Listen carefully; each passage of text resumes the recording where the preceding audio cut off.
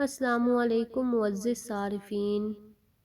ایک بزرگ جا رہے تھے، کچھ بچے آپس میں بحث کر رہے تھے کہ جب قریب سے گزرے تو وہ بچے کہنے لگے، بابا جی ہم آپس میں کسی مسئلے پر بحث کر رہے ہیں، آپ ذرا فیصلہ کریں۔ بابا جی نے کہا، بیٹا کیا مسئلہ ہے؟